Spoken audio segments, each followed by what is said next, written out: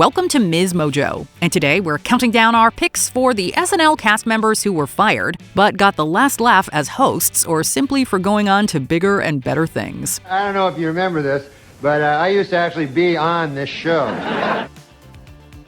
Number 10, Laurie Metcalf. If you didn't know this actress was on SNL, don't worry, it was barely a blip in her career. Even she said she'd think it was a dream if there weren't proof. They put me in that oversized suit and with a small little crew and threw me out onto the street to say, would you take a bullet for the president? And pretty soon that there was a little crowd around us. You know, I didn't know what I was, I'd never been to New York. I didn't know where I was, what I was doing. Laurie Metcalf was a featured player in the show's disastrous 6th season, which was plagued by a writer's strike and new management struggles. The series went on hiatus, and when it returned, Metcalf wasn't invited back. So Randy was a boy who needed some food in him if he was going to drive that Winnebago. But when the waiter came, Randy said, "Oh, nothing for me, thanks. Just bring me another margarita."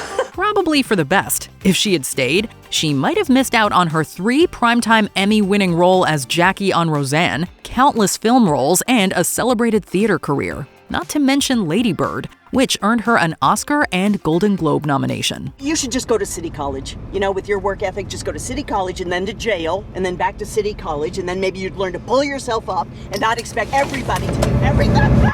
Number 9, Gilbert Gottfried. Gottfried was another comedic actor caught in the chaos of SNL's Gene Dumanian era. I don't know how anything gets in and out of that pathetic little hole.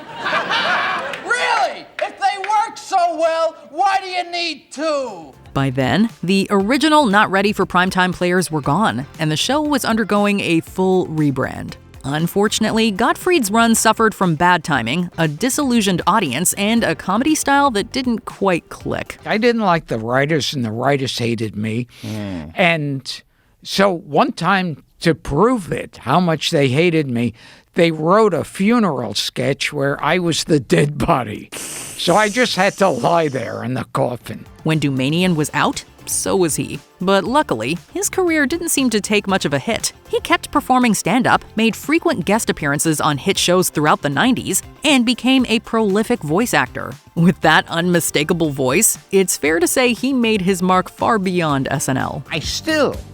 When I look at my career and I look at that and I go, okay, that one I know for a fact is a quality work. Number 8, Robert Downey Jr. This actor joined SNL's ill-fated 11th season alongside Anthony Michael Hall, Randy Quaid, and Joan Cusack. Don't you think it is just a little bit queer that at that same moment, Joan Cusack has the wonderful, marvelous idea to perform the exact self-same identical act in precisely the same place. Oh wait, excuse me, ladies and gentlemen, 20 inches to the left.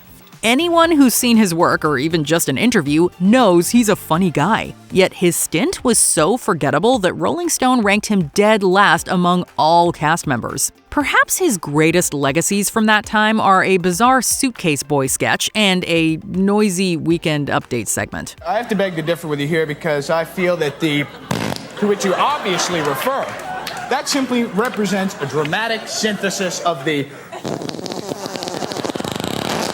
Fortunately, he found his footing in more serious roles, from Iron Man to Sherlock Holmes to his Oscar-winning turn in Oppenheimer. But comedy wasn't entirely in his rearview. He even returned to host in season 22. So he was clearly deemed funny enough for a comeback. Wow, it's great to be back here on Saturday Night Live. I was actually a cast member on the show 10 years ago.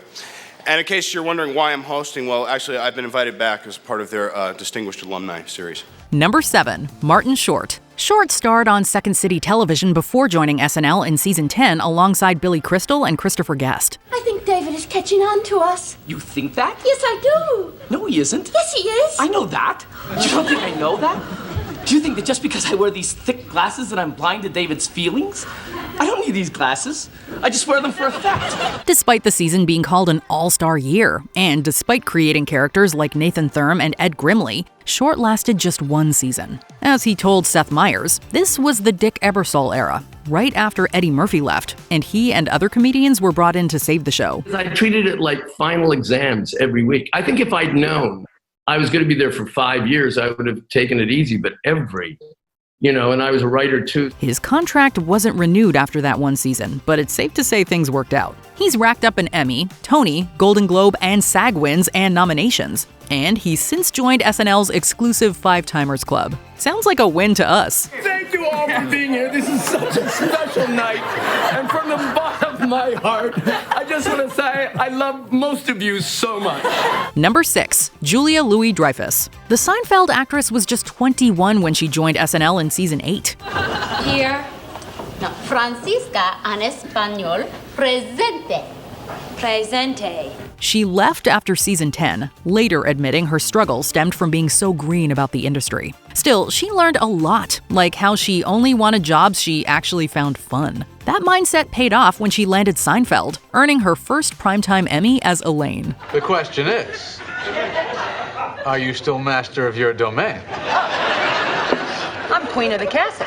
She later won 6 more for Veep, and in 2017, she tied the record for most primetime Emmys for a single role. She eventually returned to host SNL, which she found a much more enjoyable experience and was rightfully recognized in The Real Women of SNL. Not bad for someone who once felt out of place there. So nice to be back. I had a blast hosting last year, and wow, things have been going really, really well for me. Number 5, Chris Rock. Not long after getting his big break thanks to Eddie Murphy, Rock joined SNL in season 16, accompanied by a lineup dubbed as the show's Bad Boys. But frustration set in fast. I'm your host on ski to the highest degree, to the T.O.P. Yo, it's all about money. Rock grew tired of being cast in racist stereotypes, and by the time he was fired, he already had one foot out the door. He quickly moved to In Living Color, until that got canceled. I was fired by NBC. Yes. Then I went on and live in color. 3 weeks later, they took it off TV. Not that it slowed him down. From the 2000s onward, he built a powerhouse career, creating Everybody Hates Chris, releasing his stand-up specials, and starring in countless movies. And with 4 Emmys and 3 Grammys, it's safe to say SNL wasn't his peak. My alma mater, where I started, SNL. I've been doing a lot of things, man, the last couple of years, doing commercials, Little Penny, and what am I doing? Stand-up and... But the thing that makes me the most happy is like doing stand-up. Just been on the road, on tour. Number 4, Shane Gillis. Shane Gillis was set to join SNL in 2019 alongside Bowen Yang and Chloe Fineman. But before the season even began, resurfaced podcast clips of him using offensive language led to his firing. While it happened, I was like, oh, I'm fired, for sure. And then it just got drawn out. Like, I knew I was f***ed. Yeah. Because if they were mad about that, there's other stuff. There's a lot. Lorne Michaels later admitted the decision wasn't his, and he wasn't happy about it. I understand being liberal, dude. It feels good. It's powerful. It's too powerful, dude. It's like the Sith. You can like lose yourself, dude. Somebody says something you don't like at work, you're like, ah. Gillis explained that as a comedian, he pushes boundaries, but acknowledged he may have gone too far and apologized. Still, he pointed out that no one could take away the fact that he was, quote, funny enough to get SNL. While he never became a cast member, he got the last laugh going on to host twice, even joking about the controversy during his season 49 debut. I was fired from this show a while ago, but don't look that up, please.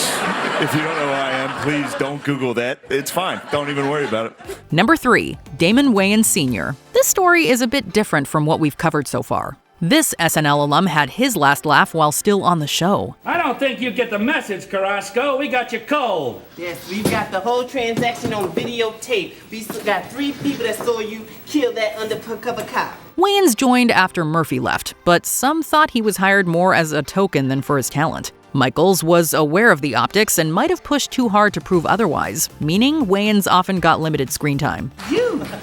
You're that guy from the game, Mr. Monopoly. In the flesh. He was often stuck in the background or playing stereotypical roles, which frustrated him. Things came to a head during a sketch called Mr. Monopoly, where he made some last-minute changes to his character. If the Parker brothers could see you now, they puke. Why you ain't in jail, Miss... Oh, that's right, you Mr. Monopoly. He got fired immediately, just as he had hoped. Didn't stop him from hosting in season 20, though. Number 2, Adam Sandler. Another of SNL's bad boys, Sandler joined in season 16. but was shown the door after season 20. I was fired. I was fired. I was fired, so sad to tell. Well, I never saw it coming. I got fired from SNL. Apparently, a new NBC exec wasn't a fan of the group, and both Sandler and Chris Farley were let go. According to Sandler, the writing was already on the wall, and rather than outright firing them, the network gave them the chance to quit first. I told my boy Chris Farley I got fired, and he said, "Sandman, they fired my ass too!" No matter though, because his wildly successful comedy career speaks for itself. He also got the last laugh during his musical monologue as host in season 44. Sandler has nothing but love for the series, but he still couldn't help but bring up all his success since those days. NBC said that I was done. Then I made over $4 billion at the box office. So I guess you could say I won. Before we continue, be sure to subscribe to our channel and ring the bell to get notified about our latest videos. You have the option to be notified for occasional videos or all of them. If you're on your phone, make sure you go into your settings and switch on notifications. Number 1. Norm Macdonald. When Macdonald was fired, he initially thought it was because of his relentless O.J. Simpson jokes. Then NBC president Don Ohlmeyer later claimed it was due to declining Weekend Update viewership and their failed attempts to make him more crowd-pleasing. I had a sort of a disagreement with the management at the NBC. I wanted to keep my job, right? And they felt the exact opposite. He was removed from Update but stayed in sketches until they let him go entirely. But not long after, he was invited back to host and used his entire monologue to roast the show, joking about his firing and SNL's declining ratings. How did I go in a year and a half from being not funny enough to be even allowed in the building to being so funny that I'm now hosting the show? Honestly, is there a better way to get the last word than hosting the show just to point out they threw you off the ship right before it started sinking? Then it occurred to me, I haven't gotten funnier. The show has gotten really bad.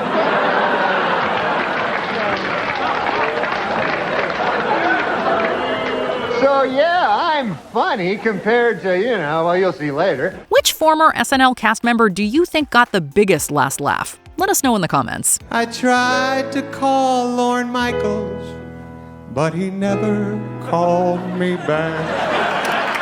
I'm joking.